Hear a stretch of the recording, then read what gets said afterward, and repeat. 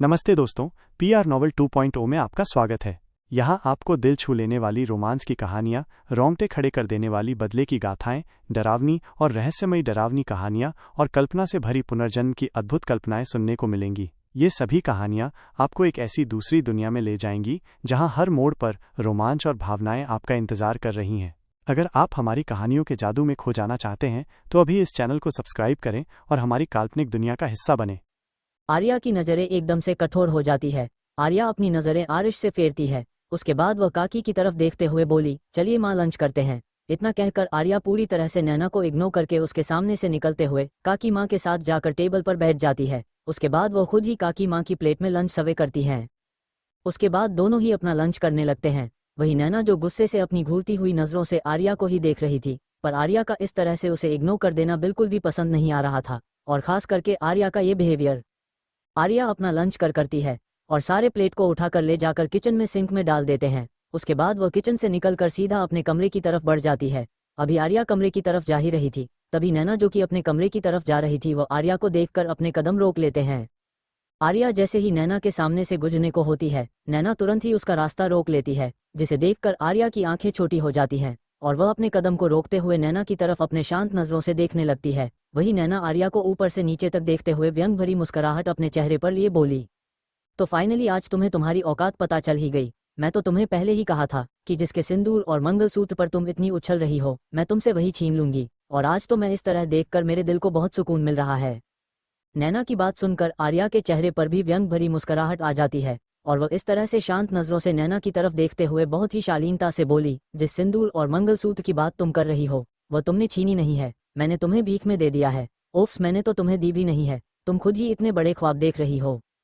शायद तुमने थोड़ी देर पहले सुना नहीं उन्होंने क्या कहा था। वो जाने से पहले कह कर गए हैं कि जब वो लौट कर आए तो मुझे इस रूप में दोबारा ना देखे। इसका मतलब समझ रही हो तुम कि वो मुझे कैसे देखना चाहते हैं? माना कि उन्होंने तुम्हें मेरी जगह दी है, पर सिर्फ और सिर्फ अपने बेड पर, ना कि अपने दिल में, क्योंकि तुम उनके रातें रंगीन करने का जरिया हो, ना कि उनकी बीवी। वरना आज जिस तरह से तुम खड़ी हो तुम्हारी जगह में होती और मेरे सिंदूर और मंगलसूत्र के साथ तुम होते। ये बात तुम्हें समझ आ तो रही है ना कि तुम्हारी औकात क्या है? आर्या अपनी एक आईब्रो उठाते हुए नैना से पूछती है। वही नैना के चेहरे के भाव एकदम से बदल जाते हैं। हाँ, उसने आरिश की कहीं बात को सुना तो था, पर वह ये बात मानने को तैयार नहीं थी कि आरिश से आर्या को बिना सिंदूर और मंगलसूत्र के देखा नहीं जा रहा था। वही आर्या की बातें सुनकर नैना की आंखें बुरी तरह से लाल हो गई थी।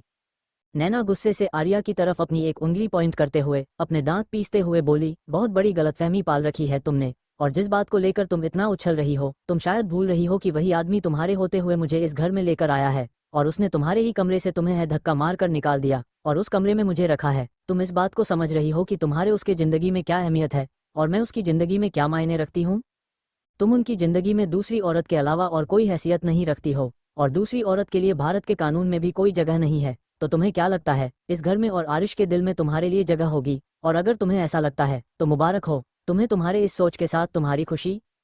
आर्या अपने चेहरे पर एक अजीब सी मुस्कुराहट लिए हल्के से हंसते हुए अपनी बात नैना से कहती हैं, और फिर वो थोड़ा सा रुक कर नैना को अजीब तरह से देखते हुए अपने चेहरे पर बहुत ही सीरियस एक्सप्रेशन लाते हुए नैना को उसी के तरीके में घूरते हुए अपनी बात आगे कहती है, पर एक बात हमेशा याद रखना, जब तक मैं हूँ और इस घर में हूँ तब तक तुम्हारी एक नौकर से ज्यादा और कोई हैसियत नहीं है, और ना मैं होने दूंगी। इतना कहकर आर्या बिना अब नैना की कोई भी बात सुने हुए सीधा उसे इग्नोर करके अपने कमरे में चली आती है। वही नैना जो आर्या की बातें सुनकर एकदम से अपनी जगह पर जम चुकी थी, उसके चेहरे का पूरा रंग उड़ चुका था। वह अपने काले पड़े चेहरे के साथ हैरानी से आर्या के कमरे की तरफ देख रही थी। उसने कभी उम्मीद नहीं की थी कि आर्या उसके मुंह पर ही ऐसा कुछ कहकर चली जाएगी। उसके लिए सच में ये बहुत ही ज्यादा अनबिलीवेबल था कि आर्या ने उसे पलट का जवाब दिया था। आर्या शुरू से ही ऐसे कभी नहीं थी। उसने क्या कुछ नहीं कहा था? आज से पहले आर्या को क्या कुछ नहीं कहा था आर्या ने उसके वजह से, पर फिर भी आर्या हमेशा खामोश रहती थी। पर आज आर्या के दिए हर एक जवाब का नैना के पास कोई जवाब नहीं था और ना ही कोई तोड़ था। और तो और आर्या उसे उसके मुंह पर आरिश की जिंदगी में दूसरी औरत का दर्जा देकर चली गई थी। और कौन नहीं जानता है कि किसी मर्द की जिंदगी में दूसरी औरत की क्या हैसियत होती है। एक समाज कभी यह चीज नहीं अपनाता है कि कोई आदमी अपनी पहली बीवी के होते हुए दूसरी औरत को अपने घर में रखे, और पहली बीवी के होते हुए दूसरी औरत को कभी उसकी बीवी का दर्जा मिलेगा। नैना के दिमाग में जैसे जैसे आर्या के कहे हुए शब्द आ रहे थे, उसके चेहरे का रंग और भी ज्यादा काला पड़ता जा रहा था। वह गुस्से से अपने पैर पटकते हुए सीधा भागते हुए अपने कमरे में चली जाती है, और कमरे में आती है वह तुरंत अपना फोन उठाकर किसी को कॉल करती है। किचन से निकल रही काकी ने आर्या की कही हुई सारी बातें सुन ली थी। और अब उनके चेहरे पर एक मुस्कुराहट थी। वह भी मजाकिया अंदाज में नैना की तरह ही देख रही थी। और नैना को इस तरह से गुस्से से आग बबूला होकर जाता हुआ वह देखकर वह मुस्कुराते हुए अपने कमरे में चली जाती हैं। काकी को आर्या का ये बदला हुआ बिहेवियर काफी पसंद आ रहा था, पर काफी खुद नहीं जानती थी कि आज की रात आर्या की जिंदगी में कौन सी नई मोड़ लेने वाली थी, क्योंकि काकी भी जानती थी आरिश को बिल्कुल पसंद नहीं है कि कोई उसके खिलाफ जाने की कोशिश करे। और आज तो सुबह से ही आर्या आज इसकी एक बात करने को तैयार नहीं हो रही थी। वह हर चीज सिर्फ और सिर्फ इसके खिलाफ ही नहीं जा रही थी, और बार बार आर्या का पलटकर जवाब देना काकी को ना चाहते हुए भी घबराने पर मजबूर कर रहा था। चाहे एक दिन में आर्या के अंदर कितने भी बदलाव क्यों ना आए, पर एक दिन में कुछ भी नहीं बदल सकता है। आरिश कभी भी यह चीज बर्दाश्त नहीं करेगा कि आर्या उसके खिलाफ जाए। काकी आकर अपने कमरे में अपने बेड पर बैठकर आर्या के बारे में ही सोचने लगती है। अभी अभी उसने इतना बड़ा सच जाना था, जिसे जानने के बाद वह इस कदर भी टूट गई थी। और अचानक से उसका बिहेवियर बदल जाना काकी को घबराने पर मजबूर कर रहा था। पर काकी इसमें कुछ नहीं कर सकती थी। वह बस आर्या के साथ खड़ी रह सकती थी, और आर्या के लिए लड़के साथ उसके लिए लड़ सकती थी, पर अकेले आ रही अकेले नहीं लड़ सकती थी। इधर आया भी अपने कमरे में आने के बाद सीधा बेड पर बैठ जाता है, और वह गहरी सांस लेते हुए खुद को नॉर्मल करती है। हालांकि वह खुद जान रही थी कि आज उसने जो किया है उसकी कीमत काफी भयंकर हो सकता है, पर वह अब डरने के लिए तैयार नहीं हो रही थी। वह पीछे हटने को तैयार नहीं हो रही थी। आर्या खुद को शांत करके ड्रॉअर से मेडिसिन निकलती हैं, और वह मेडिसिन खाकर बेड पर ही लेट जाती हैं और अपनी आंखें बंद कर लेती हैं। इस समय आर्या को आराम की सख्त जरूरत थी। शाम का समय आरिश हर दिन की तरह शाम के 6 बजे ही ऑफिस से घर लौट चुका था, और ऑफिस से घर लौटते ही सीधा वह अपने कमरे में ना जाकर सीधा अपने कदम आर्या के कमरे की तरह बढ़ा देता है, क्योंकि वह हॉल में पहले ही देख चुका था। हॉल में काकी के सिवाय और कोई भी नहीं था, और आरिश इतना तो जानता था कि इस समय नैना कहाँ होगी। पर उसे नैना से इस समय कोई मतलब नहीं था, या यूं कह लो कि उसे नैना से कभी कोई मतलब था ही नहीं। आरिश आर्या के कमरे के बाहर आकर अपने कदम रुकता है और धीरे से दरवाजा खोलकर अंदर देखता है तो अंदर आर्या सुकून से बेड पर सोए हुई थी। आर्या को सोया हुआ देखकर आरिश कर हैरान हो जाता है, क्योंकि आर्या कभी भी दिन के समय नहीं सोया करती थी। आरिश अब अपने कदम कमरे के अंदर बढ़ा देता है और वह सीधा बेड की तरफ बढ़ जाता है। बेड के पास पहुंचकर आरिश देखता है तो आर्या सच में काफी गहरी नींद में सोई हुई थी। आरिश अब आर्या के सोते हुए चेहरे की तरफ देखने लगता है। आर्या काफी ज्यादा कमजोर हो गई थी, पर उसकी खूबसूरती में अभी कोई कसर नहीं आई थी। आर्या अब भी काफी ज्यादा खूबसूरत है। उसका वह छोटा सा चेहरा और उसके वह फूले हुए गाल। हालांकि आर्या के गाल पहले काफी ज्यादा चबी थे, पर अब आर्या काफी ज्यादा पतली हो गई थी, जिसके वजह से आर्या के गाल भी थोड़े से पचक गए थे। पर फिर भी वो बहुत ही ज्यादा क्यूट लगती थी, और अभी एक तरफ करवट लेकर सोने की वजह से उसके एक गाल दब गया था, जिसकी वजह से उसके होठों का पाउट बन गया था, और उसके बाद छोटी सी नाक वह भी सिकुड़ी हुई थी। आर्या के क्यूट से चेहरे की तरफ देखते हुए आरिश आर्या में ही खोया हुआ था। हरीश को हमेशा से ही आर्या की खूबसूरती की तरफ अट्रैक्शन था, पर एक रात में उन दोनों के बीच सब कुछ बदल दिया। आरिश आज भी उस रात के बारे में सोचता था तो उसे आर्या पर हद से ज्यादा गुस्सा आता था, और आज भी वह उस रात को भूल नहीं पाया था, और उसी गुस्से और उसी जिद्दीपन में वहां आज तक आर्या को बस दर्द और तकलीफें ही देते आया था। आज इस वहीं पर बेड पर हम बैठ जाता है और खामोशी से एक तक आर्या की तरफ देखने लगता है। आर्या का सोता हुआ चेहरा इस पल इतना ज्यादा मासूम लग रहा था कि आरिश की धड़कनें भी आर्या की तरफ देखते हुए तेज होने लगी थी, पर आरिश अपने हर एक इमोशंस को कंट्रोल करते हुए खामोशी से आर्या की तरफ देख रहा था। आर्या के चेहरे की तरफ देखते आर्या की मांग में भारी हो सिंदूर की तरफ देखता है, जो कि दोपहर में पूरी तरह से सुनी थी।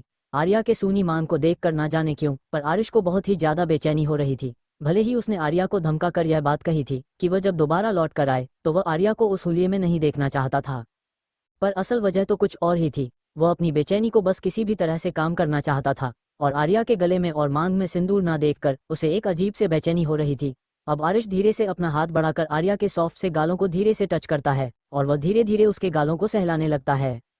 आर्या चूंकि काफी गहरी नींद में सोई हुई थी, आरिश के टच करने के बाद भी उसकी नींद नहीं खुलती है, और वह इस तरह सोती रहती है। पर आरिश आर्या को अब भी इस तरह से शांति से सोता हुआ देखकर काफी ज्यादा हैरान हो गया था, क्योंकि आर्या उसके छूने से एकदम से उठकर बैठ जाता करती थी, पर आज वह नहीं उठ रही थी। क्या आज भी आर्या ने फिर से दवा ली थी सोने के लिए? क्योंकि जब आर्या दवा लेकर सोया करती थी तभी वो इतनी गहरी नींद में सोया करती थी, वरना वो तो उसकी आहट से भी अपनी आंखें खोल दिया करती थी। आरिश को समझते देर नहीं लगती है। क्या आर्या ने आज दवा ली है तभी वो इस तरह से सो रही है, और अब तक सो रही है?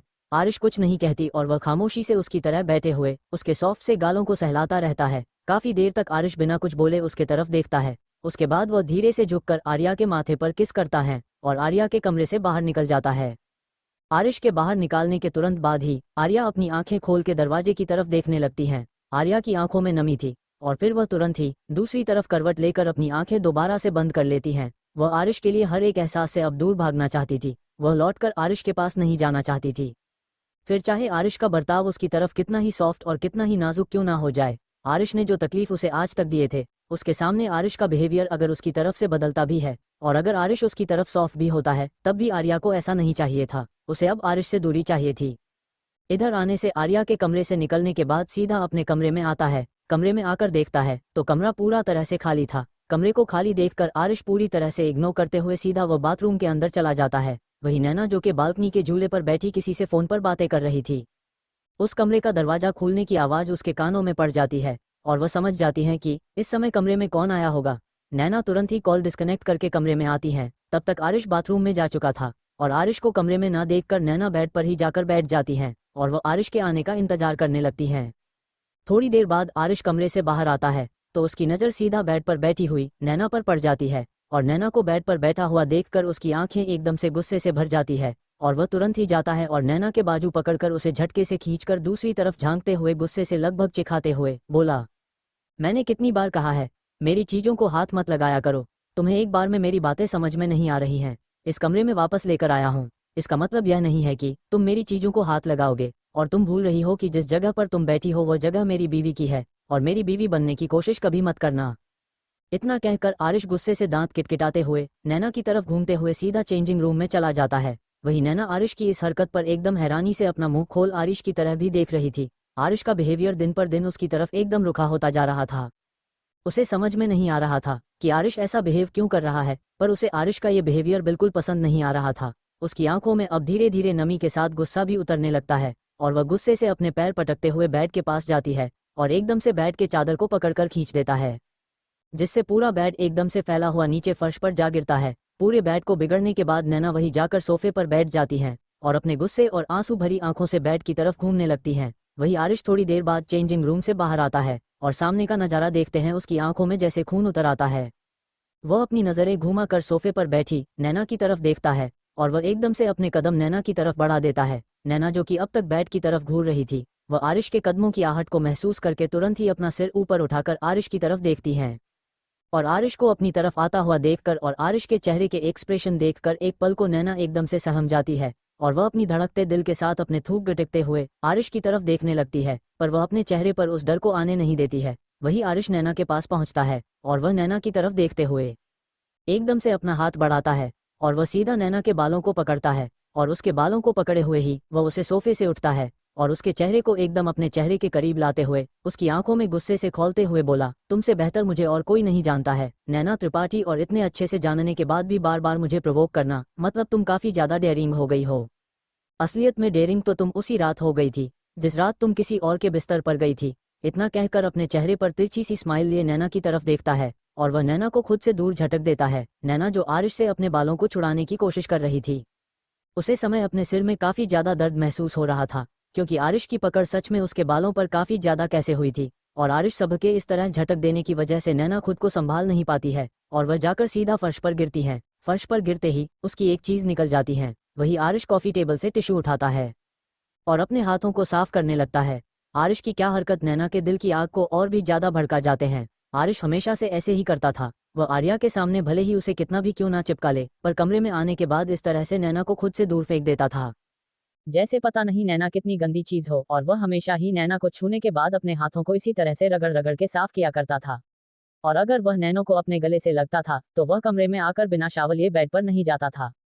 और आज भी आरिश वही कर रहा था। नैना आरिश की हरकत को देखकर अपने सर को पकड़े हुए वह धीरे से फर्श से खड़ी होती हैं और गुस्से से आरिश की तरफ देखकर लगभग चीखते हुए बोली, आरिश आर्यन, तुम समझते क्या हो अपने आप को, जब तुम खुद मेरे करीब आते हो और अब तुम ऐसे मुझे खुद से दूर फेंक देते हो जैसे मैं कोई गंदी चीज हूँ। अगर तुम्हें मुझे छूना है इतना ही नापसंद है तो तुम मुझे लेकर इस घर में आए ही क्यों तुम बार बार अपनी उस सो कॉल्ड बीवी के सामने मेरे करीब आते हो? क्या तुम मेरा यूज करने की कोशिश कर रहे हो?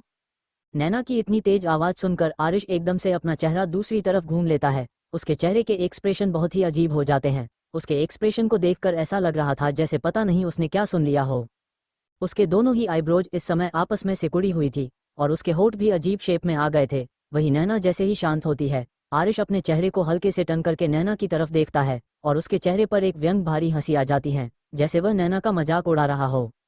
मिस नैना त्रिपाठी, तुम्हें क्या लगता है तुम दूध से धुली हुई हो, और तुम ऐसा सोच भी कैसे सकती हो कि आरिश आर्यन किसी और की यूज किए हुए चीज को अपने पास संभाल कर रखेगा। आरिश के बातों में ही नैना का जवाब छुपा हुआ था, जो नैना अच्छी तरह से समझ चुकी थी। और आरिश का ये कहना कि वह यूज की हुई है उसे काफी ज्यादा हट कर जाता है, और वह अपने आंसू भरी आंखों से आरिश की तरफ देखते हुए धीमी मगर बहुत ही गुस्से भरी आवाज में बोली, अगर तुम्हें यही लगता है कि मैं यूज की हुई हूँ तो फिर तुम भी तो मेरा यूज ही कर रहे। तुम मुझे यहाँ पर क्यों लेकर आए हो? क्या तुम मुझे यहाँ पर मेरे साथ खेलने के लिए लेकर आए हो?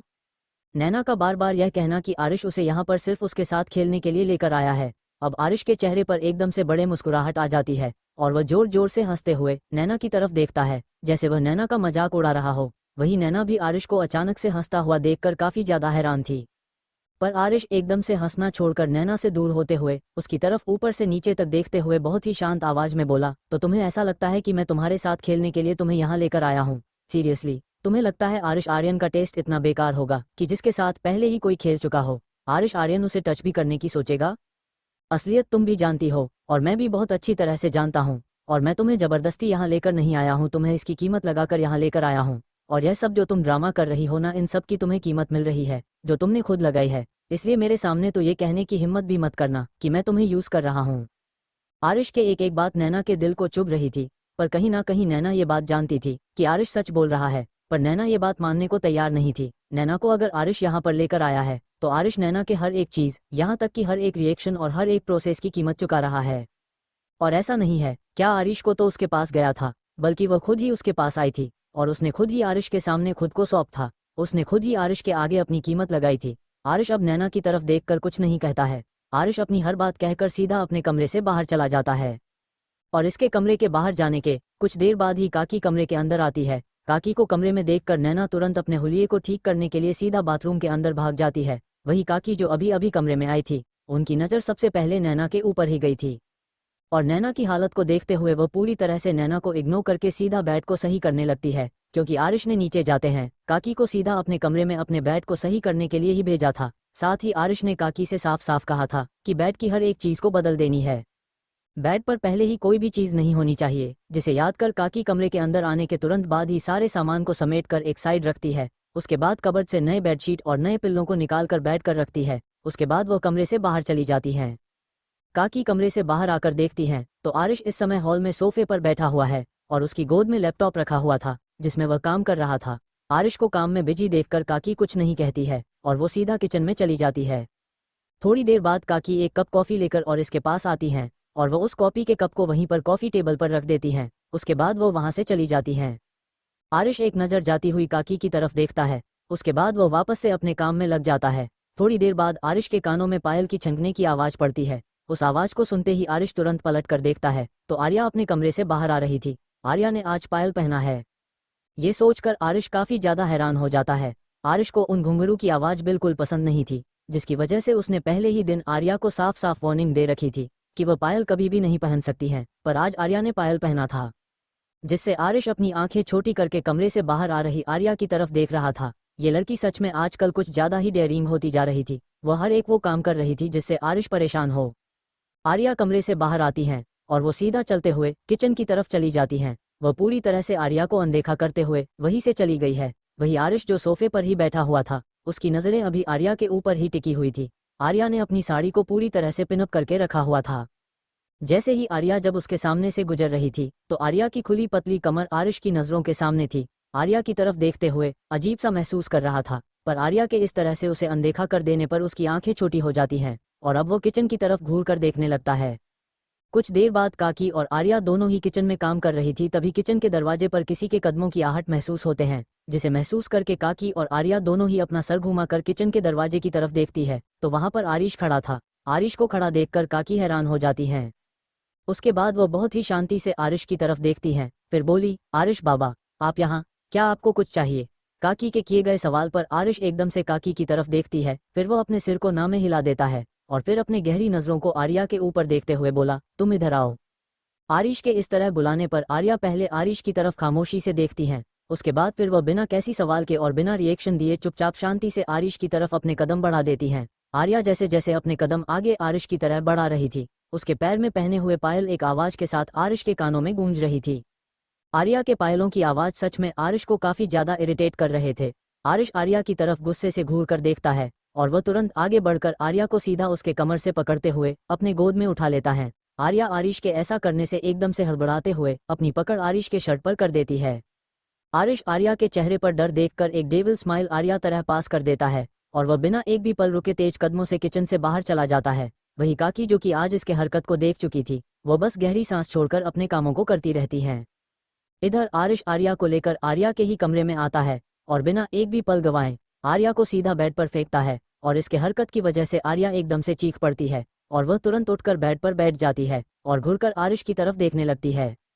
तो आरिश तुरंत ही बेड के पास आती है और आर्या के छोटे छोटे पैरों को अपने मजबूत हथेलियां में पकड़ता है और सीधा अपने करीब खींचता है।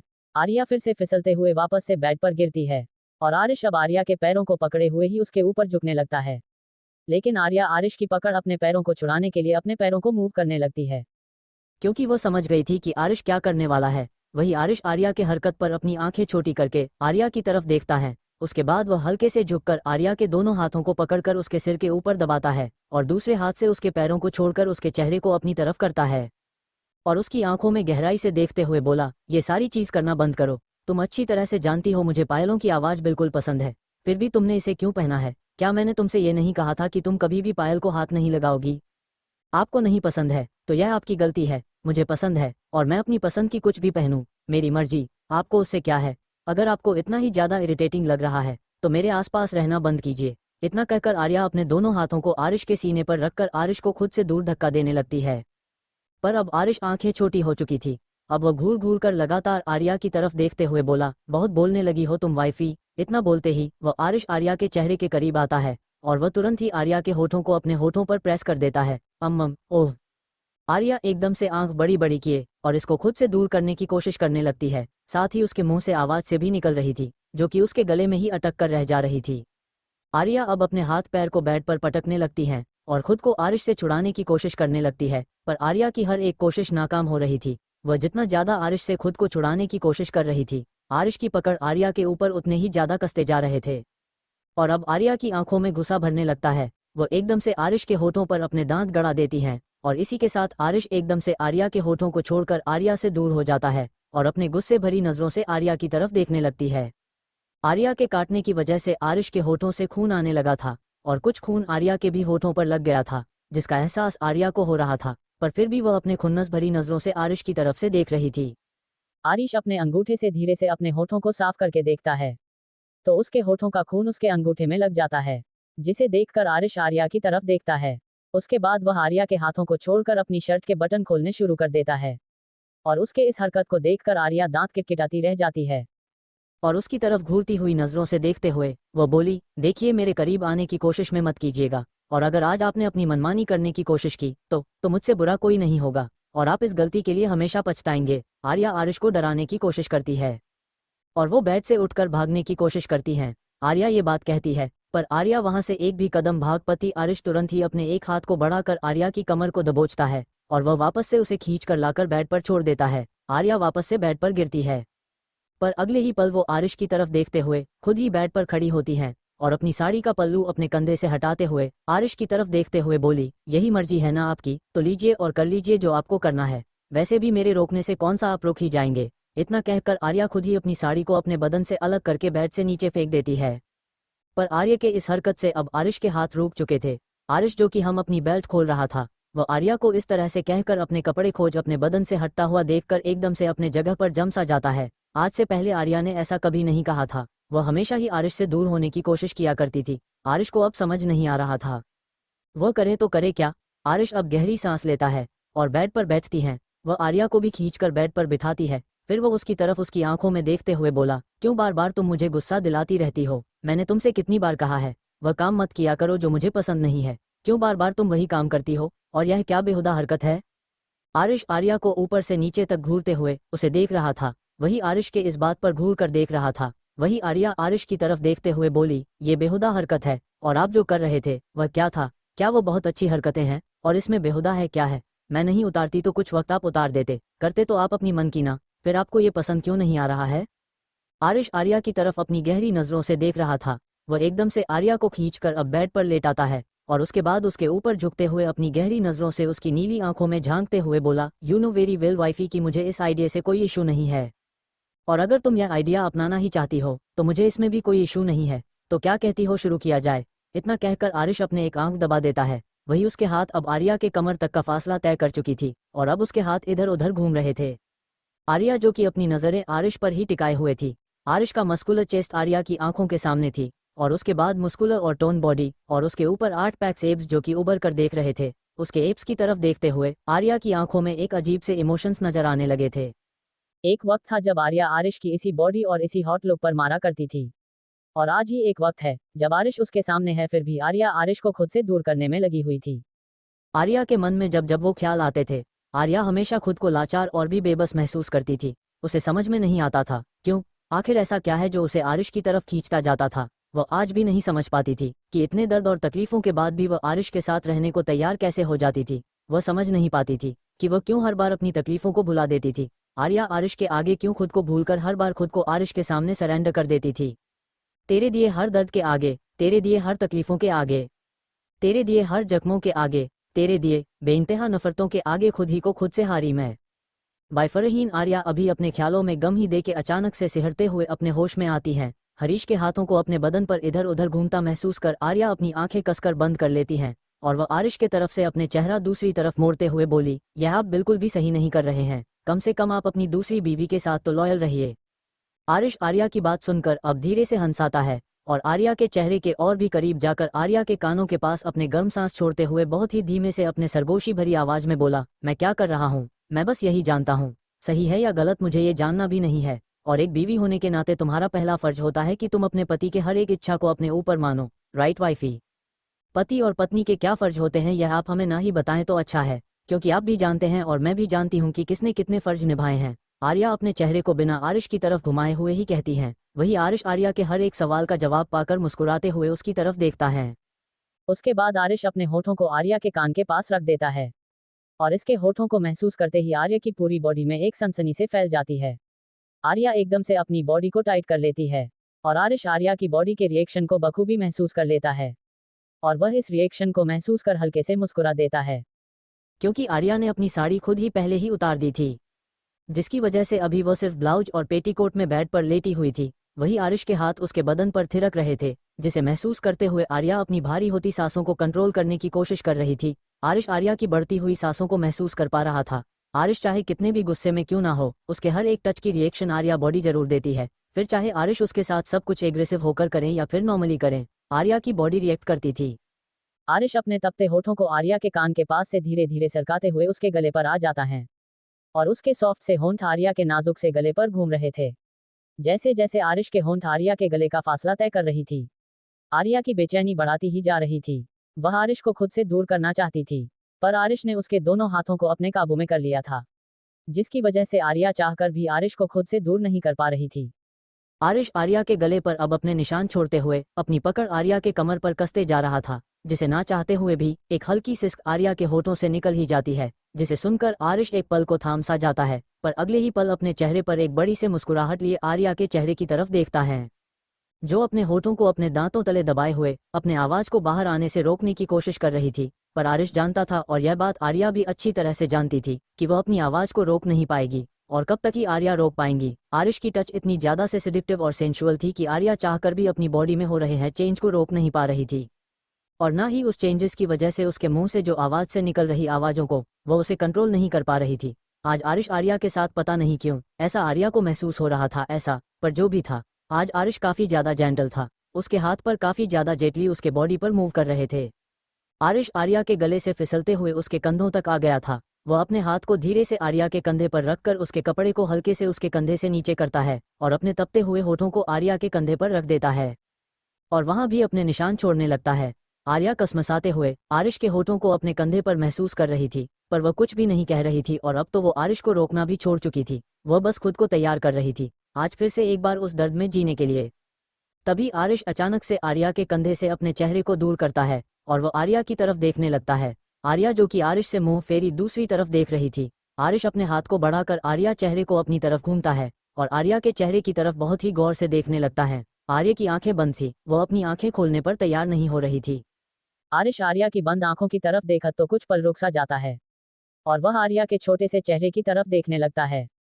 फिर ना जाने उसके दिमाग में क्या आता है और आगे बढ़कर उसकी बड़ी बड़ी बंद पलकों पर धीरे से बारी बारी से किस करता है। उसके बाद वह आर्या के दोनों गालों पर बारी बारी से अपने होंठ रखता है और फिर बिना देर किए अपने होठों को आर्या के होठों पर रख देता है, जिसे महसूस कर एक पल को आर्या अपनी आंखें खोलती है। उसके आंखों में इस समय हैरानी साफ साफ नजर आ रही थी, पर एक नजर आरिश को देखते ही अगले ही पल फिर से वो अपनी आंखें बंद कर लेती है। आरिश आज बहुत ही सॉफ्टली आर्या के होठों पर किस कर रहा था, पर उसका ये सॉफ्ट नेचर कुछ ही देर में एग्रेसिव नेचर में बदल जाता है। थोड़ी देर पहले जैसा सॉफ्ट नहीं आ रही, आरिश जो आर्या के होठों पर धीरे धीरे किस कर रहा था वो अब एग्रेसिव और पैशनेट हो चुका था। आर्या को अपने होठों में दर्द महसूस होने लगा था, जिसकी वजह से वो अब अपने चेहरे को हिलाने लगी थी ताकि आरिश उसके होठों को छोड़ दे, पर आरिश तो जैसे अपने होश में था ही नहीं। वो इस तरह से आर्या में डूब चुका था कि उसे एहसास तक नहीं हो रहा था कि आर्या को तकलीफ हो रही है। आर्या को आप सांस भी लेने में तकलीफ होने लगी थी, जिसकी वजह से वह अपने पैरों को धीरे धीरे बेड पर रगड़ना शुरू कर देती है और उसके ऐसा करने की वजह से जो हल्की आवाज से आरिश के कानों में पड़ रही थी उसे सुनकर आरिश जैसे होश में आता है और वह अपने तिरछी से नजरों से आर्या के पैरों की तरफ देखता है। फिर वो अपने नजरें आर्या के चेहरे पर टिका देता है। आर्या का छोटा सा चेहरा बुरी तरह से लाल हो चुका था। आरिश एकदम से आर्या के होठों को छोड़ देता है और अगले ही पल आर्या पूरी तरह से ब्लैंकेट में छिपी हुई थी। उसका छोटा सा चेहरा ही ब्लैंकेट से बाहर दिख रहा था। आरिश जैसे ही आर्या से अलग होता है वह अपने हाथों में पकड़े ब्लैंकेट को खींचकर आर्या के बदन पर डाल देता है। इस हालत में आर्या को देखने के बाद खुद को कंट्रोल कर पाना आरिश के लिए काफी मुश्किल था, पर पता नहीं क्यों आज आर्या के बिहेवियर की वजह से या बात कुछ और ही थी, आरिश आर्या के करीब नहीं जाना चाहता था। हाँ, वह थोड़ी देर पहले तक आर्या के करीब जाना चाहता था, पर जैसे ही आर्या ने खुद से अपने बदन से कपड़े अलग कर दिया आरिश का मन उतर गया। आर्या के ऊपर ब्लैंकेट डालने के बाद गहरी नजरों से आर्या की तरफ देखता है। फिर वह झुककर आर्या के कानों में अपने गर्म सांस छोड़ते हुए कुछ कहता है, जिसे सुनकर आर्या की आंखों में गुस्सा उतर आता है और वह तुरंत ही आरिश को खुद से दूर धक्का दे देती है। आरिश के पहले से ही जानता था कि आर्या का कुछ ऐसा ही रिएक्शन होने वाला है। वो जोर से हंसाता है, उसके बाद आर्या की तरफ देखकर हल्के से अपनी बॉडी को आर्या के ऊपर पुश करते हुए अपने दोनों हाथों को आर्या के दोनों साइड रखता है और अपने चेहरे पर बिल्कुल आर्या के चेहरे के करीब लाते हुए बोला, अभी छोड़ रहा हूँ। इसका मतलब यह नहीं है वाइफी किमी तुम बच गई हो, लेकिन अभी मुझे कुछ इंपॉर्टेंट काम आ गया जिसकी वजह से मुझे अभी जाना पड़ रहा है, पर इसे भूलना मत, हम सब मिलेंगे आगे कंटिन्यू करेंगे। इतना कहकर आरिश आर्या के नाक को हल्की से खींचता है।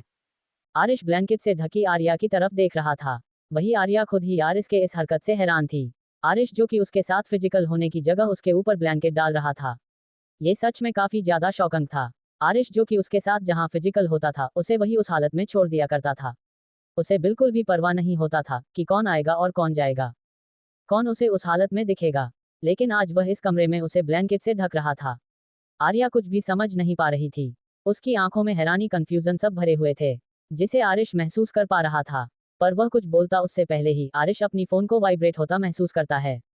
अपने फोन को वाइब्रेट होता महसूस कर आरिश तुरंत आर्या से दूर होता है और अपने पॉकेट से अपने फोन को निकाल कर देखता है तो उसे पर किसी और का कॉल आ रहा था। आरिश जो कि के शर्टलेस ही आर्या के सामने बैठा हुआ था। आर्या की नजरें आरिश के मस्कुलर चेस्ट पर टिकी हुई थी, पर आर्या जिसने पहले कुछ नोटिस नहीं किया था अब वो आरिश की तरफ हैरानी से देख रही थी। उसे आरिश के मस्कुलर चेस्ट पर कुछ नाखूनों के खरोच के निशान देख रहे थे। आर्या उसे निशान को देखकर काफी ज्यादा अजीब तरीके से आरिश की तरफ देख रही थी, क्योंकि आर्या जानती है वह इन 10 दिन से आरिश के करीब नहीं गई है, फिर आज उसके सीने पर वह नाखूनों के खरोंच के निशान कैसे हैं। पर एक पल में जैसे ही आर्या के दिमाग में कुछ ख्याल आता है उसका दिल धक सा रह जाता है। क्या आरिश नैना के करीब गया था? उस निशान की तरफ देखकर आर्या के दिल में एक अजीब सा दर्द उठ रहा था, पर फिर वह आरिश से कोई सवाल नहीं करती है और चुपचाप बेड पर लेटी रहती है। वहीं आरिश इस फोन पर बात करते हुए ही अपने कपड़े पहनता है, उसके बाद वह कमरे से बाहर चला जाता है। वह एक बार भी पलटकर आर्या की तरफ नहीं देखता है। आरिश के चले जाने के बाद आर्या भी धीरे से ब्लैंकेट को अपने ऊपर से हटाती है और बेड से उठ जाती है। बेड से नीचे आकर आर्या अपने कपड़े पहनकर कमरे से बाहर चली आती है। कमरे से बाहर आने के बाद आर्या एक नज़र पूरे हॉल में घुमाती है। पूरा हॉल खाली था। अब आर्या अपने कदम सीधा किचन की तरह बढ़ा देती है, क्योंकि आर्या समझ चुकी थी कि आरिश घर से जा चुका है। आर्या किचन में आकर देखती है तो काकी खाना बना रही थी। काकी की तरफ देखकर आर्या गहरी सांस लेती है। वही काकी की नजरें जैसे ही किचन में आए आर्या पर जाती है, वो तुरंत ही आर्या के पास आती है और वह आर्या के छोटे से चेहरे को अपने हथेलियां में भरकर उसकी आंखों में देखते हुए आर्या से पूछती है, क्या आरिश बाबा ने कुछ कहा? क्या आरिश बाबा ने कुछ किया है? काकी यह बात सुनकर आर्या हल्के से स्माइल करती है, फिर वह अपने सर को ना में हिला देती है वह नहीं चाहती थी कि जो कुछ भी कमरे में हुआ वह बताकर आर्या काकी को परेशान करें। आर्या की न सुनने के बाद काकी राहत की सांस लेता है। उसके बाद वह आर्या को हाथ पकड़ के ले जाकर काउंटर के पास जाते हैं। फिर उसको वहीं पर खड़ा करते हुए बोली, अब चुपचाप यहाँ पर बैठ जाओ थोड़ी देर, तब तक मैं खाना तैयार कर लेती हूँ। काकी की बात सुनकर आर्या हैरानी से आगे की तरफ देखते हुए बोली, माँ मैं कर लूंगी, आपको मेरी फिक्र करने की जरूरत नहीं है, मैं ठीक हूँ, मुझे कुछ नहीं हुआ है और उन्होंने भी कुछ नहीं किया है हमारे साथ, फिर क्यों आप इतने ज्यादा परेशान रहती हैं। आर्या अपनी बात कहते हुए आटा का डब्बा निकाल लेती हैं और वह उसमें से आटा एक पतीले में निकालकर उसे गूंदने के लिए तैयारी करने लगती हैं। पर आर्या कुछ करती उससे पहले ही काकी उसके हाथों को पकड़कर उसे रोकते हुए बोली, मैंने कहा ना मैं खुद कर लूंगी, तुम्हें इस समय आराम की जरूरत है, अगर तुम्हें यहाँ पर नहीं बैठना है तो कोई बात नहीं, तुम हाल में जाकर बैठो, थोड़ी देर में मैं खाना बनाकर बाहर ही आती हूँ। इतना कहकर काकी आर्या को बाहर जाने का इशारा करती है, पर आर्या को बाहर अकेले जाकर नहीं बैठना था, जिसकी वजह से वह वही काउंटर पर चढ़कर बैठ जाती हैं और फिर काकी की तरफ देखकर बोली, अब ठीक है। काकी आर्या के इस बात पर और उसकी हरकतों मुस्कुराती हैं। फिर वह अपने हाथ बढ़ाकर आर्या के गालों को धीरे से टच करते हुए बोली, मेरे बच्चा। अपनी बात कहकर काकी अपने कामों में लग जाती हैं और इधर आर्या काकी की तरफ मुस्कुराते हुए देखती रहती है। पर थोड़ी ही देर में आर्या की चेहरे की मुस्कुराहट उसके चेहरे से चली जाती है जब आर्या की आंखों में सामने थोड़ी देर पहले का सीन आता है। जैसे ही उसके आंखों के सामने उसके और आरिश के बीच हुई वो बहस और आरिश की बातें उसे याद आती है, उसकी आंखों में कई सारे इमोशन दिखने लगते हैं।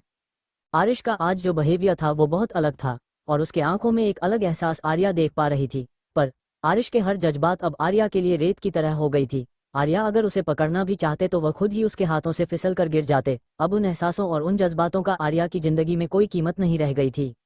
बीत गए वो वक्त जब खुद से ज्यादा चाहते थे तुझे, गुजर गए वो लम्हे जब दुआ में मांगते थे तुझे, अब बची है तो बिखरे जज्बात और टूटे दिल, जिससे फिसल रहा है तू रेत की तरह। थोड़ी देर में काकी रात का खाना बनाकर आर्या को लेकर किचन से बाहर आती हैं। बाहर आकर देखते हैं तो उसे में हॉल में कोई भी मौजूद नहीं था। हॉल में किसी को ना देख काकी गहरी सांस लेती है, फिर आर्या के साथ वही हॉल में ही बैठ जाती है। काकी और आर्या दोनों ही बैठे हुए कुछ बातें कर रहे थे। आर्या काकी से कुछ सवालों को पूछ रही थी, जिसका काकी मायूसी से जवाब दे रही थी। आर्या के हर सवाल सिर्फ और सिर्फ उसके बच्चे से जुड़े हुए थे। आर्या सब कुछ जानना चाहती थी कि काकी को कब पता चला था कि उसके पेट में एक नन्ही सी जान है और उन्होंने उनसे ये सारी बातें छुपाई क्यों थी। सब कुछ जानने के बाद एक बार फिर से आर्या के दिल में एक दर्द सा उठ जाता है। अगर उसे पहले पता होता कि उसके अंदर एक नन्ही सी जान पल रही है तो उस रात में कभी भी आरिश को अपने मनमानी करने नहीं देती, फिर चाहे उसे कोई भी कीमत क्यों न चुकानी पड़ती। पर जब तक आर्या को ये सच पता चला था तब तक बहुत देर हो चुकी थी। आर्या को तो अपना बच्चा खोए हुए भी बहुत देर हो चुका था।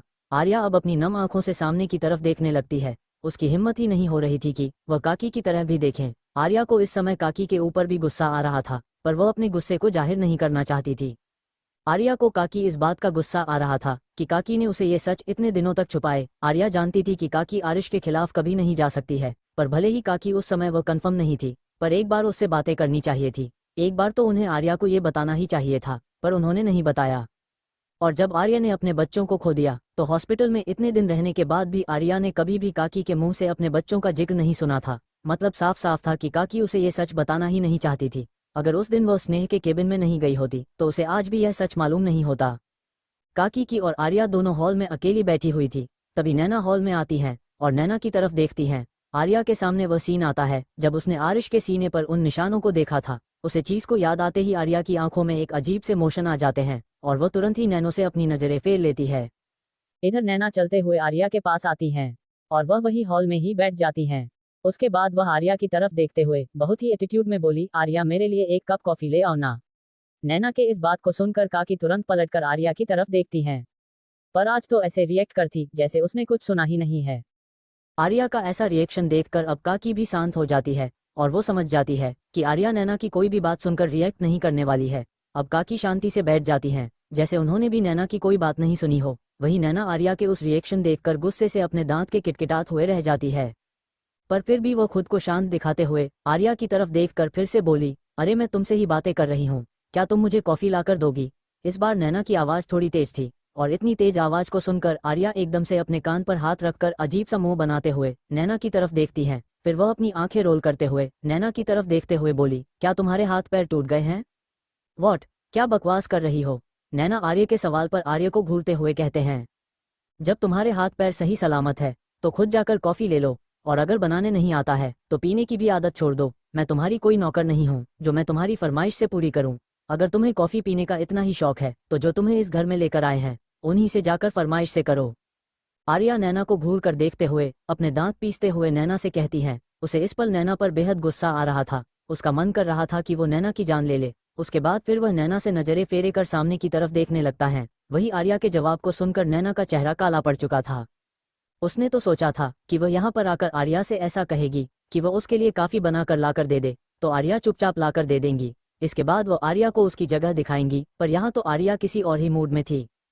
तुम्हें नहीं लगता कि तुम आजकल कुछ ज्यादा ही बोलने लगी हो? मैं तुमसे काफी ही तो मांग रही हूँ, अगर तुम दे दोगी तो तुम्हारा क्या बिगड़ जाएगा? नैना इस तरह से एटीट्यूड और गुस्से भरी आवाज में कहती है। आर्या जो कि अब तक काफी शांत थी, वह अपनी जगह से खड़ी होती है और वह अपने दोनों हाथों को अपने सीने पर बांधते हुए अपनी नीली आंखों को छोटी करके नैना को ऊपर से नीचे तक घूमते हुए बोली, मैं कितना बोलने लगी हूँ और कितना नहीं, इसका हिसाब तुम्हें रखने की जरूरत नहीं है। और तुम्हारे लिए अच्छा यही होगा कि तुम खुद से मतलब रखो, क्योंकि जितना तुम मेरे बारे में जानने की कोशिश करोगी उतना ही अपनी नजरों में गिरती जाओगी। इसलिए बेहतर है कि मुझे दूरी बनाकर रखो।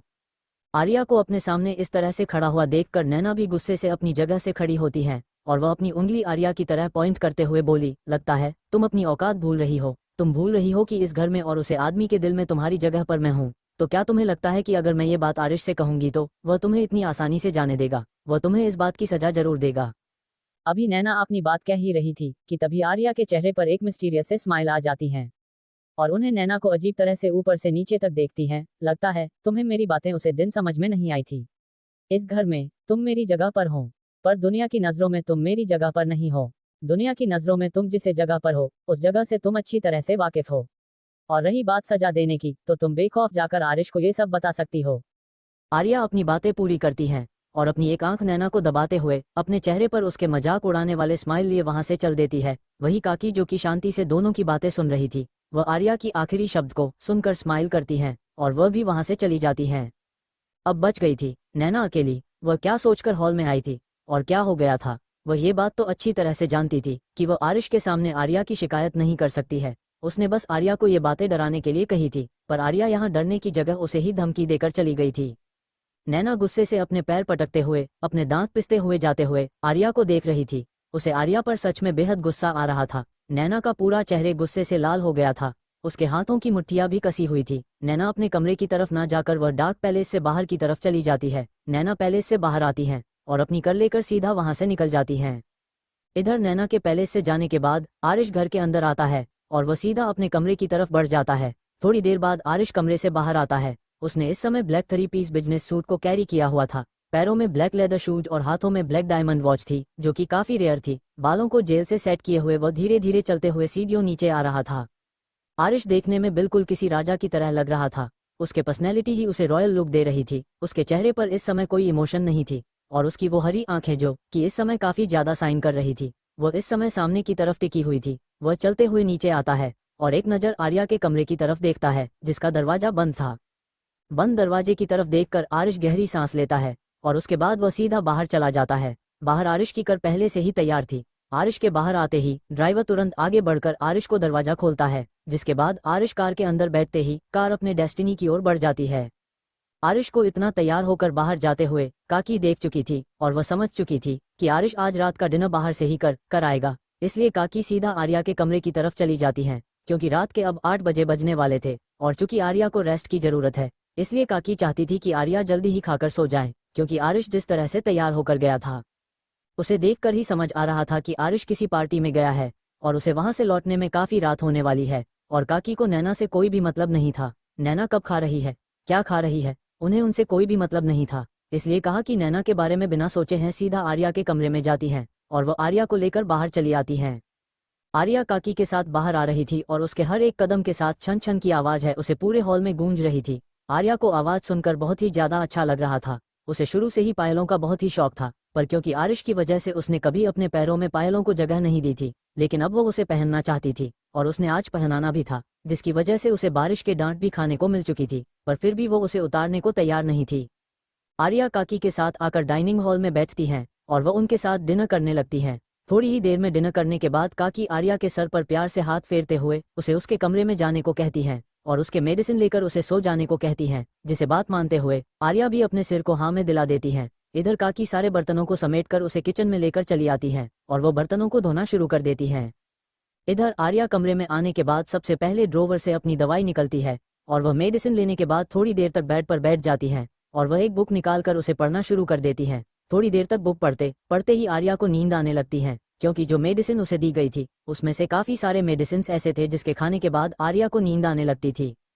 और मेडिसिन ले लेने के बाद तो आर्या की आंखें खोलने मुश्किल हो रहा था, इसलिए वह धीरे से बेड पर लेट जाती हैं और बुक बंद करके अपने साइड में रख देती हैं और अपनी आंखें बंद करके धीरे धीरे नींद की आगोश में चली जाती हैं। आर्या के सोने के बाद काकी अपने सारे काम को खत्म करके एक बार आर्या के कमरे में आर्या को देखने आती हैं और आर्या को सोया हुआ देखकर काकी बिना उसे डिस्टर्ब किए उसे ठीक से ब्लैंकेट से कवर करती हैं और प्यार से उसके सिर पर हाथ फेरती हैं। उसके बाद फिर कमरे से निकालकर सीधा अपने कमरे में चली जाती हैं।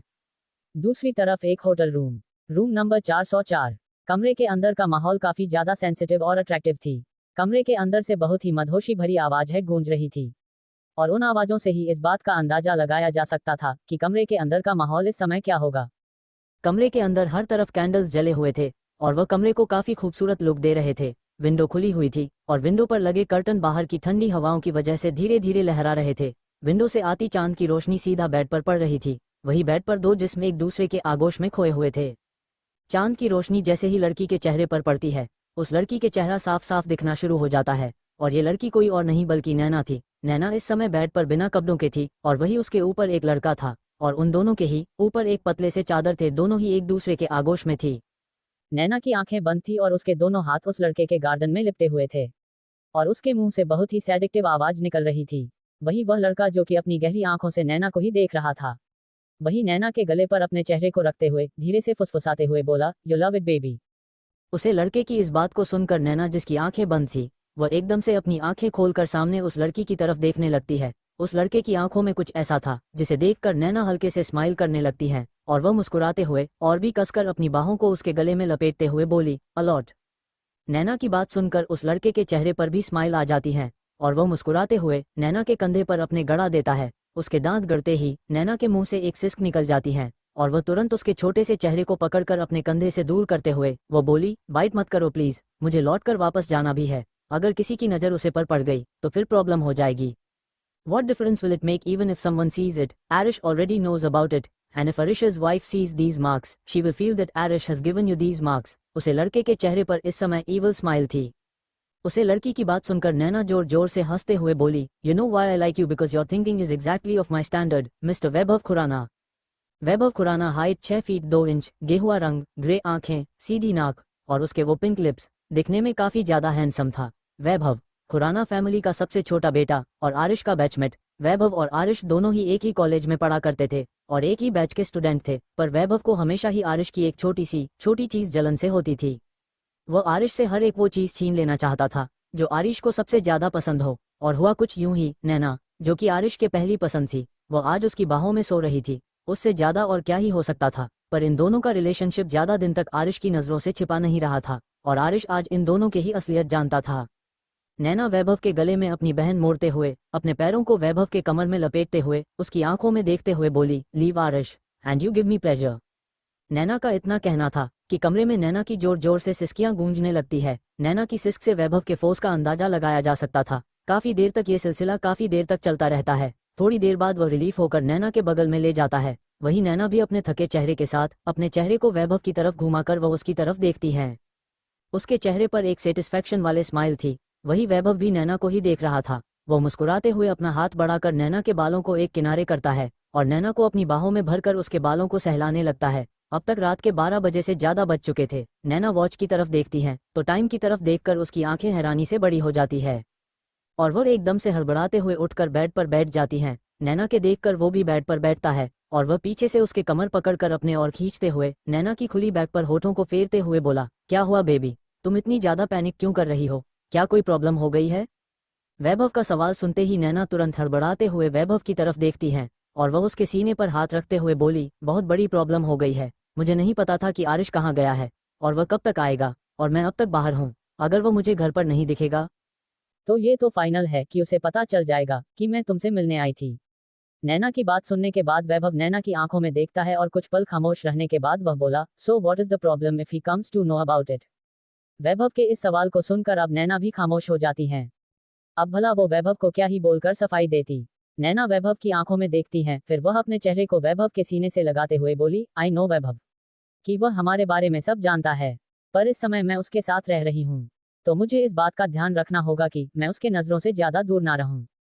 नैना की अब बात वैभव को बहुत ही ज्यादा अटपटी लगती है। नैना आखिर कहना क्या चाहती थी? आरिश के घर में रह रही है तो क्या हमेशा उसे उसकी नजरों के सामने रहना है? ये कहाँ का रूल है और यह कैसा लॉजिक है? वैभव अपना सर नीचे करके नैना के चेहरे की तरफ देखता है, पर इस समय नैना का चेहरा पूरी तरह से उसके सीने में घुसा हुआ था, इसलिए वह नैना के चेहरे को देख नहीं पा रहा था। पर नैना के बातों ने कहीं ना कहीं उसके मूड को खराब कर ही दिया था। वह हम धीरे से नैनो को कुछ से दूर करता है और वह उसकी तरफ देखते हुए बोला, ओके फाइन, तुम जाओ, अभी ज्यादा रात नहीं हुए हैं, आधे घंटे में तुम वहां पहुंच जाओगी। और वैसे भी उसे तुमसे कोई मतलब नहीं है, वह तो तुम्हें अपने कमरे में रहने भी नहीं देता है रात को, तो कोई इशू नहीं होगा। वैभव की बात सुनकर नैना कुछ देर तक वैभव की तरफ देखती है। इस समय नैना की पीठ वैभव के खुले सीन से लगी हुई थी, दोनों की ही स्किन आपस में टच हो रही थी। वही वैभव ने पीछे से नैना को अपनी बाहों में भर रखा था। उसका हाथ इस समय नैना के पेट पर रखा हुआ था और वो धीरे धीरे नैना के पेट को रब कर रहा था। नैना वैभव की टच पर महसूस करने हुए वह पीछे पलटकर अपने हाथ को बढ़ाकर वैभव के गले में लपेट देती हैं। फिर धीरे से वह अपने चेहरे को उठाती हुए और वैभव के सर को चेहरे के करीब लेकर आती हैं और कुछ पल वैभव की गहरी आंखों में देखने के बाद नैना अपने होंठ वैभव के होठों पर रख देती है। नैना के होठों का स्पर्श पाते ही वैभव नैना की होठों को अपने होठों के बीच दबा लेता है और वह बहुत है सॉफ्टली नैना को किस करने लगता है। नैना भी पूरी तरह से वैभव के इस गहरी किस में डूब जाती है। जहां अभी थोड़ी देर तक वह पैनिक कर रही थी कि उसे घर पहुंचना होगा, वह सारी चीजों को भूलकर नैना वैभव से चिपकी हुई थी। थोड़ी देर के लंबी किस के बाद नैना वैभव से अलग होती हैं और अपनी बड़ी बड़ी पलकें बार बार झपकाते हुए वैभव की तरफ देखकर धीरे से उससे अलग होती हैं और फिर बेड से नीचे उतारते हुए बोली, अगर मुझे टाइम मिलेगा तो मैं कल फिर तुमसे मिलने आऊंगी, पर इस समय मैं तुम्हारे पास रुक नहीं सकती हूँ। इतना कहकर नैना बेड के नीचे गिरे अपने कपड़े को उठाकर पहन लेती है और वह वैभव को बाय बोलकर वहां से निकल जाती है। नैना के रूम से जाते ही वैभव के चेहरे के एक्सप्रेशन बिल्कुल चेंज हो जाते हैं और वह एक टक दरवाजे की तरफ देखता रहता है। फिर खुद से ही बोलता है, नैना त्रिपाठी, मुझे बेवकूफ बनाने की तो सोचना भी मत, क्योंकि आरिश ने तो तुम्हें माफ कर दिया था, लेकिन मैं तुम्हें कभी माफ नहीं करूंगा। वैभव अपनी बात कहते हुए वापस से अपने बेड पर लेट जाता है और सीलिंग की तरफ देखने लगता है। इधर नैना के कार पैलेस के सामने आकर रुकती है। वो कार को पार्क करती है और निकलकर सीधा पैलेस के अंदर आती है। पैलेस का हॉल पूरी तरह से सन्नाटे से भरा हुआ था, जिससे इतना तो समझ रहा था कि सभी सो चुके हैं। नैना सीधा अपने कमरे में चली जाती है। उसे अभी कमरे में जाने में भी डर लग रहा था, उसकी धड़कनें भी काफी तेज हो चुकी थी। वह सोच रही थी कि अगर आरिश कमरे में हुआ तो वह आरिश को क्या जवाब देगी कि वह इतनी देर से क्यों आई है। हालांकि आरिश रात को उसके कमरे में नहीं रहता था, वह कहाँ जाता था और कहाँ नहीं नैना भी नहीं जानती थी, पर फिर भी एक डर नैना के मन में थी, क्योंकि वह आरिश का कमरा था, वह कभी भी आ जा सकता था। नैना कमरे में पहुंचकर देखती है तो आरिश कमरे में नहीं था। कमरे को पूरी तरह से खाली देखकर नैना एक पल को चौंक जाती है और वह तुरंत से भागकर बाथरूम के पास आती है और बाथरूम के दूर पर नॉक करते हुए धीरे से बोली, आरिश क्या तुम अंदर हो? नैना के सवाल करने पर भी अंदर से कोई जवाब नहीं आता और अंदर से कोई जवाब न पाकर नैना एक राहत के साथ लेती है, क्योंकि वो समझ चुकी थी कि आरिश इस समय घर पर ही नहीं है, क्योंकि अगर होता है तो वह हॉल में ही मौजूद होता। क्योंकि जब तक नैना कमरे में नहीं होती थी आरिश को उससे मतलब होता था, क्योंकि आरिश का ऐसा कहना था कि जब तक नैना इस घर में है और जब तक आरिश उसे इस पैलेस में रहने दे रहा है उसे आरिश के मुताबिक चलना होगा, और अगर आरिश घर पर होता तो कमरे में कदम रखते हैं नैना को इतनी रात बाद घर लौटने की सफाई जरूर देनी पड़ती। नैना अब जल्दी जल्दी अपने कपड़े चेंज करती हैं और वह अलमारी से मैट्रेस निकालकर उसे फर्श पर बिछाती हैं और धीरे से आकर मैट्रेस पर बैठ जाती है। उसे इस समय अपनी बॉडी पर काफी ज्यादा दर्द महसूस हो रहा था, क्योंकि वह अभी अभी होटल से मेकआउट करके आई थी, तो उसे ऐसा फील हो रहा था जैसे उसका पूरा बदन टूट रहा हूँ। वह मैट्रेस पर लेट जाती है और लेटते ही उसकी आंखें लग जाती है। आरिश ने नैना को इस कमरे में रहने जरूर दिया था, पर आरिश ने उसे कमरे में रहने की परमिशन दी थी, ना कि कमरे की किसी चीज को हाथ लगाने की। नैना को ना चाहते हुए भी फर्श पर ही सोना पड़ता था और नैना इसके लिए कोई ऑब्जेक्शन भी नहीं कर सकती थी, क्योंकि नैना अगर कोई ऑब्जेक्शन करती तो जाहिर सी बात है आरिश नैना को सीधा इस पहले से बाहर फेंक देता, और नैना जब तक अपने मकसद में कामयाब नहीं हो जाती है उसे इस पैलेस में कैसे भी करके रहना ही था। फिर चाहे उसे इस पैलेस में किसी भी हालत में क्यों न रहना पड़े, वो उसके लिए तैयार थी। सुबह के 2 बजे आरिश की कार जाकर डार्क पैलेस के पार्किंग एरिया में पार्क होती है। आरिश के गार्ड तुरंत ही आगे जाकर कार का डोर ओपन करते हैं और आरिश अपने हाथों में अपने कोट को लिए बाहर आता है और इसके आगे इस समय सुर्ख लाल थी और उसके आंखों को देखकर ही अंदाजा लगाया जा सकता था कि इस समय आरिश ने ड्रिंक कर रखी है। आरिश बिना किसी की तरफ ध्यान दिए से सीधा अंदर की तरफ चल देता है। आरिश पैलेस के अंदर जाकर अपनी नजरें हॉल में एक नजर फेरता है फिर वह अपने कमरे की तरफ ना बढ़कर आर्या के कमरे की तरफ बढ़ जाता है। आरिश आर्या के कमरे के पास आकर कुछ पल को रुक जाता है, पर अगले ही पल में अपना हाथ बढ़ाकर धीरे से दरवाजा खोल देते हैं। दरवाजा अंदर से लॉक ना होने की वजह से आसानी से खुल जाती है। दरवाजा खुलते ही कमरे के अंदर आता है। कमरे में इस समय येलो लाइट जली हुई थी। उस डीम येलो लाइट में साफ से कुछ दिख तो नहीं रहा था, पर इतना जरूर दिख रहा था कि कोई भी इंसान बिना कमरे में गिरे आरिश आराम से बेड तक पहुंच सकता था। आरिश अपने लड़खड़ाते हुए धीमी कदमों से चलते हुए बेड तक आ जाता है और एक साइड में बैठ जाता है। आरिश इस समय जहां बैठा था वो आर्या के पैरों के पास बैठा हुआ था और आर्या पूरी तरह से ब्लैंकेट से कवर थी। सिर्फ उसका छोटा सा चेहरा ही ब्लैंकेट से बाहर दिख रहा था, जिसे आरिश बहुत ही ध्यान से देखने लगता है। कमरे में येलो लाइट जले होने की वजह से येलो लाइट सीधा आर्या के चेहरे पर पड़ रही थी और उसका छोटा सा गोरा सा चेहरा कैसे सोने की तरह चमक रहा था। आर्या भले ही कमजोर थी पर उसके खूबसूरती अब भी बेमिसाल थी। उसका छोटा सा चेहरा इस समय इतना ज्यादा खूबसूरत लग रहा था कि उसके खूबसूरत से खूबसूरत लड़कियां भी फीकी थी। आरिश आर्या के चेहरे की तरफ देखने लगता है। काफी देर तक एक तक चेहरे की तरफ देखते रहने के बाद आरिश अपना एक हाथ बढ़ाकर आर्या के पैरों के ऊपर रखती है, जो कि ब्लैंकेट से पूरी तरह से कवर था। आरिश ब्लैंकेट को धीरे से आर्या के पैरों से दूर करके आर्या के छोटे से पैरों की तरफ देखने लगता है। आर्या का छोटा सा पैर और उसकी नन्ही नन्ही उंगलियां बहुत ही ज्यादा खूबसूरत लग रही थी। आर्या के पैरों को उठाकर अब धीरे से अपनी गोद में रखता है और उसके उंगलियों को टच करके देखने लगता है, पर आर्या के एक पैर में उसकी उंगलियों के नीचे जलने का निशान था, जिससे वहां पर की स्किन कुछ डिफरेंट और वाइट हो गए थे और वह साफ साफ पता चल रहा था कि आर्या का पैर कभी जला था। आरिश आर्या की तरफ देखते हुए अपना हाथ बढ़ाकर धीरे से उसे निशान को छूता है। उस निशान को छूते ही आरिश की आंखें एक पल को बंद हो जाती हैं और उसके बंद आंखों के सामने एक नजर घूमने लगता है। फ्लैशबैक 2 साल पहले एक खूबसूरत सी लड़की जो कि इस समय किचन में थी, उसके लंबे बाल खुले हुए थे जो कि उसकी कमर को छू रहे थे। उसका छोटा सा चेहरा इस समय चमक रहा था और अपने चेहरे पर हल्की सी स्माइल लिए सामने गैस की तरफ देखते हुए अपना काम कर रही थी। उसने एक तरफ गैस पर बॉइल्ड होने के लिए पानी चढ़ा दिया था और दूसरी तरफ वहां आटा को गूंद रही थी और वह उस उबल रहे पानी आलू डालने का सोच रही थी। उसने आलू भी वहीं पर गैस पर रखा हुआ था, पर हाथ में पूरी तरह से आटा लगे होने की वजह से वो उन आलू उसको उसे पानी में डाल नहीं पा रहे थी, जिसकी वजह से वो जल्दी जल्दी आटा को फिनिश करके साइड करना चाहती थी ताकि वह अपने हाथों को जल्दी से धोकर वह आलू उसे पानी में डाल सके। वह अभी अपने कामों में लगी हुई ही थी कि तभी कोई आकर पीछे से उसे अपनी बाहों में भर लेता है। शक्त बाहों का एहसास पाते ही वो लड़की एकदम से सहम से जाती है और वह तुरंत बड़ी आंखों को पीछे की तरफ घुमा कर देखती है तो उसके पीछे खड़ा इंसान और कोई नहीं बल्कि आरिश था और वह लड़की कोई और नहीं बल्कि खुद आर्या थी। आर्या आरिश को अपने पीछे देखकर एकदम से डरते हुए अपनी धीमी से आवाज में बोली, आप यहाँ क्या कर रहे हैं? आप बाहर चले, खाना बस तैयारी है, मैं लेकर आ रही हूँ।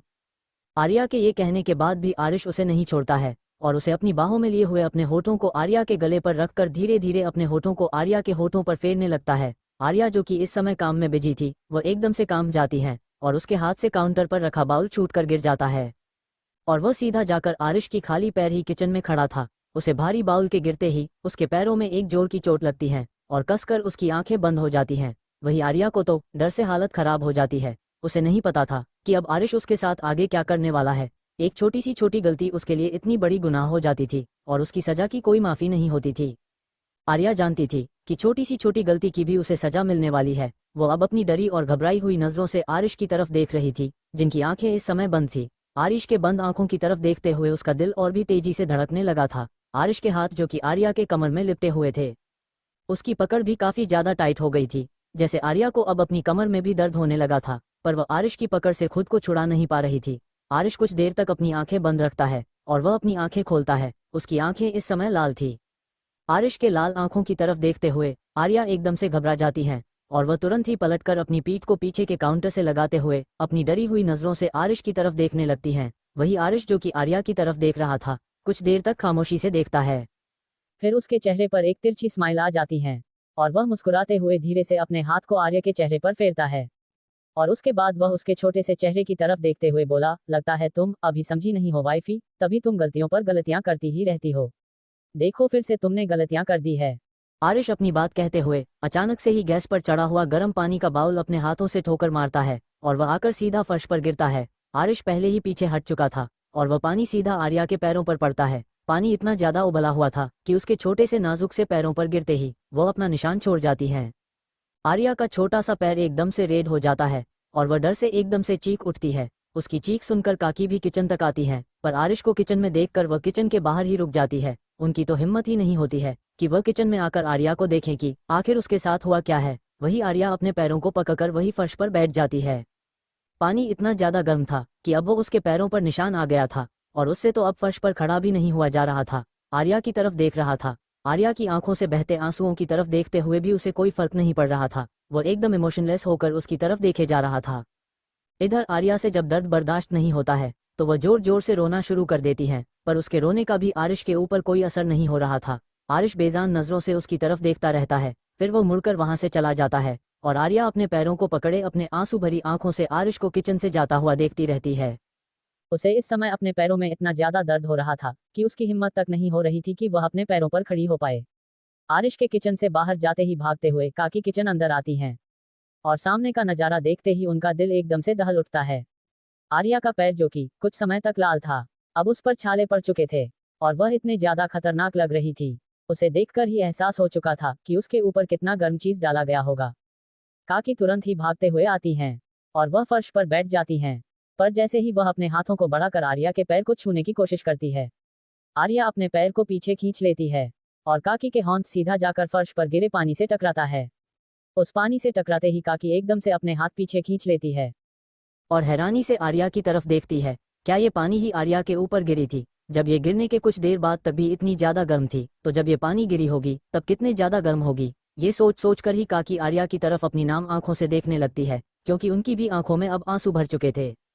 फ्लैशबैक एंड अचानक से आरिश अपनी आंखें खोलता है और उन यादों से बाहर आता है। उन यादों को याद करके पता नहीं क्यों पर अनजाने में ही सही आरिश की आंखें नम हो चुकी थी और वह नम आंखों से आर्या के छोटे से पैरों की तरफ देख रहा था, जिस पर आज भी हुआ निशान थे। इस हादसे को 2 साल हो चुके थे, पर इन 2 सालों में भी आरिश यह निशान भरे नहीं थे। आरिश धीरे धीरे अपनी उंगलियों से आर्या के पैरों को सहलाने लगता है। आर्या, जो कि काफी गहरी नींद में थी, वह आरिश के हाथों की छुअन को अपने पैरों पर महसूस करके नींद में ही अपने पैरों को आरिश की पकड़ से खींचने लगती है और एक बार को वह सफल भी हो जाती है और अपने पैरों को बेड पर फोल्ड करके वापस सो जाती है। पर उसके इस हरकत से आरिश अपनी लाल हुई नजरों से आर्या की तरफ देखने लगती है। फिर वापस से वो उसके पैरों को अपनी गोद में उठाकर रख लेता है और धीरे धीरे वो उसके पैरों को सहलाने लगता है। आज आरिश के टच में कुछ ऐसा था कि नींद में भी आरिश आर्या जगी नहीं थी, बल्कि उसके चेहरे पर एक छोटे से स्माइल आ गई थी और वह अच्छी तरह से सो चुकी थी। आरिश काफी देर तक उसके पैरों के पास बैठा रहता है और उसके पैरों को सहलाता रहता है। फिर उसकी आंखों में भी अब नींद से भारी होने लगती हैं। पूरी रात जागने के बाद ऊपर से ड्रिंक करने के बाद उस पर नशा काफी ज्यादा हावी हो गया था। उसे तो ये तक नहीं पता था कि वो इस समय क्या कर रहा है। आरिश अब आर्या के पैरों को वापस से बेड पर रखता है और उस ब्लैंकेट से कवर कर देता है। फिर बेड से उठता है और आर्या की तरफ देखते हुए अपने कपड़े उतारने लगता है। अपने सारे कपड़े निकालने के बाद में बेड पर चढ़ता है और आर्या के बगल में आकर लेट जाता है और झटके से आर्या को खींचकर अपनी बाहों में भर लेता है। अगर आपको हमारी कहानियों में मज़ा आया और आप ऐसी और जादुई दुनिया में खो जाना चाहते हैं तो देर किस बात की, हमारे चैनल को सब्सक्राइब करके हमारे सफ़र का हिस्सा बने। हर कहानी को लाइक करके हमें अपना प्यार दिखाएं और अपने दोस्तों के साथ शेयर करके इस खुशी को फैलाएं। आपके कमेंट हमें बेहतर बनाने में मदद करते हैं, तो अपनी राय ज़रूर दें।